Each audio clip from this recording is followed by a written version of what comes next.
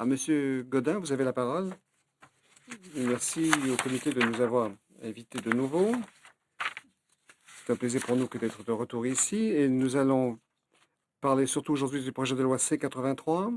Je vous ai remis également un mémoire sur les échanges de seringues et autre chose aussi. Ah oui, les détenus à haut risque, les détenus femmes, j'entends.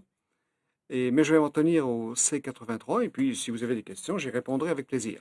Alors, le syndicat des agents correctionnels représente près de 700 agents qui sont présents partout au pays. Nous sommes des professionnels du maintien de l'ordre et nous nous assurons que le mandat, que le service correctionnel s'acquitte de son mandat et nous nous intéressons bien sûr à l'isolement préventif et on a étudié cette question à fond et, et avec le C-83, le syndicat devra changer ses manières de faire dans la gestion des détenus. Et si ce projet de loi est adopté, il faudra modifier les politiques opérationnelles et cela va impacter le personnel aussi bien que les détenus. Nous, il y a un autre syndicat qui est un partenaire important aussi. Ils veulent participer à la discussion, eux aussi. Et ce rapport que vous préparez fera état de la perspective des agents correctionnels. Si le C-83 est adopté, le service va mettre en œuvre des politiques qui auront un effet sur la gestion du personnel carcéral et sur la population carcérale. On veut éliminer l'isolement préventif et ce qu'on veut ici, c'est modifier des façons de faire. Et ce qui nous préoccupe, ce sont les changements à la politique qui vont faire en sorte qu'on ne pourra plus isoler un détenu pour sa sécurité ou la sécurité du personnel. C'est dans le projet de loi. Ce qui ne veut pas dire que le projet de loi C-83 n'a pas de valeur comme telle. Les agents correctionnels pourront mettre fin aux divers types de contrebande qui se pratiquent dans les établissements fédéraux. Mais pour mettre en œuvre le projet de loi, le gouvernement fédéral devra s'assurer d'investir davantage. Et, et l'aspect le plus important au niveau de la sécurité opérationnelle, c'est l'élimination de l'isolement préventif dans les établissements fédéraux. Et bien sûr, nous devons nous adapter, mais nos membres aussi doivent assurer la sécurité de tous les détenus et du personnel. Et s'il n'y a plus de sanctions disciplinaires, il nous sera difficile de contrôler certaines populations carcérales. Il est vrai que l'isolement préventif excessif a de mauvais effets, et mais il est nécessaire quand même de contrer certains comportements qui sont nocifs. Il y avait une directive, la directive 43, qui nous permet de sauver des vies et de prévenir des lésions graves. Et on se sert ici de l'isolement préventif. Et maintenant, on a vu augmenter la violence dans les pénitenciers fédéraux. L'enquêteur correctionnel l'a confirmé aussi, et on a confirmé les résultats opérationnels. Et il y a une corrélation entre les incidents, enfin, l'indice des incidents violents et la réinsertion des détenus dangereux dans la population carcérale. Et on a vu augmenter le nombre d'incidents de 280 à 321. Et l'enquêteur correctionnel a dit qu'il y avait des conséquences imprévues. Il y avait plus d'agressions entre les détenus. L'évaluation du risque s'en trouve d'ailleurs plus difficile. Et l'enquêteur correctionnel disait qu'il y avait eu en effet des conséquences imprévues, mais le syndicat avait déjà prédit ce genre de choses. Et même si les populations carcérales diminuent, la violence, elle, ne diminue jamais. Il y a même recrudescence. Le syndicat ne veut pas que l'on pratique l'isolement préventif inutilement, mais si on n'a pas cet instrument, il est difficile de gérer la population carcérale. Il faut également s'intéresser au caractère transitionnel de ce projet de loi. Et, et on ne pourra plus imposer de sanctions disciplinaires comme on le faisait avant, ce qui compliquera la gestion de la population carcérale future. Le projet de loi veut remplacer l'isolement préventif par des unités. Ici, les détails sont vagues. On va désigner, par exemple, un certain secteur du pénitencier pour ces personnes qui ne peuvent pas être maintenues dans la population générale. L'article 31, dans le C83, dit qu'on va éliminer complètement l'isolement préventif. Et le syndicat est d'avis que les seules unités convenables pour la gestion des détenus difficiles, ce sont les unités que nous avons maintenant. Et est-ce qu'on va fermer ces cellules complètement ou est-ce qu'on va simplement leur donner un nouveau nom pour qu'il est politiquement plus correct? Et le C83 veut également changer la façon dont on gère ces populations extrêmement difficiles. Et dans ces unités dites structurées, les, les détenus difficiles vont quand même interagir avec les autres détenus. Ce sont des changements, bien sûr, qui sont bien intentionnés, mais qui ne sont pas réalisables avec la structure que nous avons. Et ce sont des détenus qui sont très vulnérables et qui sont ségrégés pour leur propre sécurité. Et il, il faudra ici assurer une surveillance immédiate, directe, alors que nous avons moins de personnel pour ce faire.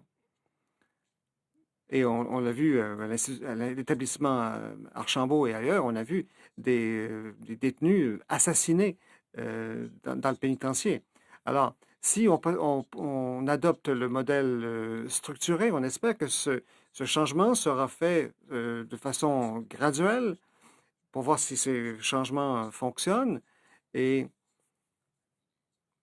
il faudra au moins une période de 30 jours pour que le personnel puisse bien gérer les détenus qui ont un tempérament explosif ou qui sont plus difficiles. Et on veut rebaptiser ces unités, mais on ne sait pas pourquoi. Et si le projet de loi est adopté, l'établissement ne pourra pas répondre aux besoins spécifiques de certains détenus. Et on ne pourra pas assurer non plus un environnement de travail sécuritaire pour le personnel. Donc, il faut modifier des orientations stratégiques importantes. Et le commissaire, par exemple, pourrait impartir une classification de sécurité à divers étages et dans les divers secteurs du pénitencier. Et du point de vue opérationnel, cela nous semble très vague. Et historiquement, nous avions des normes de sécurité. Et ce qu'on veut faire ici, c'est modifier rétroactivement les classifications sécuritaires, non seulement des personnes, mais aussi des secteurs dans le pénitencier. Et cela contredit la vision originale qu'on avait des pénitenciers, et cela devrait compliquer la gestion de la population carcérale. Par exemple, on peut transférer des personnes, des détenus d'un secteur à l'autre. Par exemple, vous êtes dans un secteur à sécurité maximum et vous passez à un secteur où la sécurité est, est- est moindre, il faut au moins consulter le personnel sur place. Et le syndicat veut que l'on crée une unité spéciale pour les détenus femmes à haut risque et et, et souvent, on ne peut pas contrôler ce genre de comportement. Et quand il s'agit de détenus hommes, on peut transférer des détenus qui ne sont pas gérables et on peut les envoyer dans un établissement carcéral du Québec.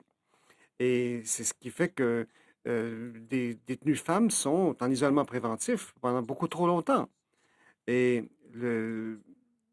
le service correctionnel pourrait être obligé de transférer ces détenus afin de respecter la loi.